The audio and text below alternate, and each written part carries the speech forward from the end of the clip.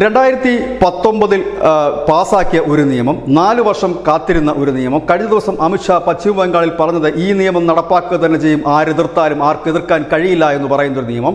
രാജ്യവ്യാപകമായ അനവധി കലാപങ്ങളും പ്രക്ഷോഭങ്ങളും ഉണ്ടായ ഒരു നിയമം. 100-ലധികം പേർ പോലീസുകാരുൾപ്പെടെ കൊല്ലപ്പെട്ട ഒരു വലിയ പ്രക്ഷോഭമായി അത് മാറി പൗരത്വ ഭേദഗതി നിയമം. ആ നിയമം നടപ്പാക്കുന്നു, തെരഞ്ഞെടുപ്പിന് മുമ്പ് തന്നെ നടപ്പാക്കുന്നു എന്ന് തന്നെയാണ് ഇപ്പോൾ ദേശീയ മാധ്യമങ്ങളടക്കം പുറത്ത് വരുന്ന റിപ്പോർട്ടുകളിൽ പറയുന്നത്.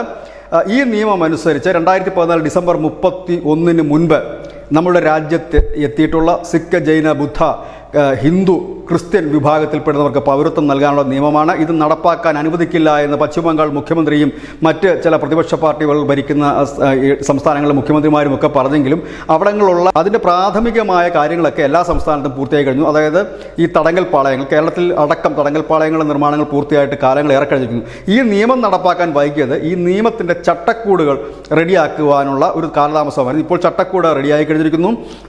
വളരെ കുറച്ച് ദിവസത്തിനുള്ളിൽ തന്നെ ഇതിൻ്റെ ഒരു വിജ്ഞാപനം വെബ്സൈറ്റിൽ പ്രസിദ്ധീകരിക്കും. ഒപ്പം തന്നെ ഇത് ഓൺലൈനായിട്ട് പൗരത്വത്തിന് വേണ്ടി ഓൺലൈനായിട്ട് അപേക്ഷിക്കാൻ കഴിയുന്ന രീതിയിലാണ് തയ്യാറാക്കിയിരിക്കുന്നത്. ഏതായാലും BJP നൽകിയ ഏറ്റവും വലിയ വാഗ്ദാനങ്ങളൊന്നായിരുന്നു പൗരത്വ ഭേദഗതി നിയമം. ആ നിയമം നടപ്പാക്കിയപ്പോൾ വലിയ രീതിയിൽ പ്രക്ഷോഭങ്ങളുണ്ടായിരുന്നു.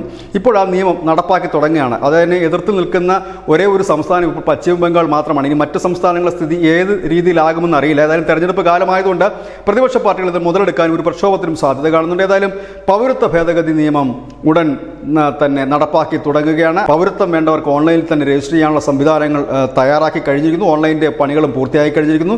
ഇനി ഒരു പ്രഖ്യാപനം മാത്രമാണ് ഉണ്ടാകുന്നത്. അത് വരും ദിവസങ്ങളിൽ തന്നെ ഉണ്ടാകുമെന്നാണ് ഇപ്പോൾ ലഭ്യമാകുന്ന വിവരം. News desk news India Malayalam.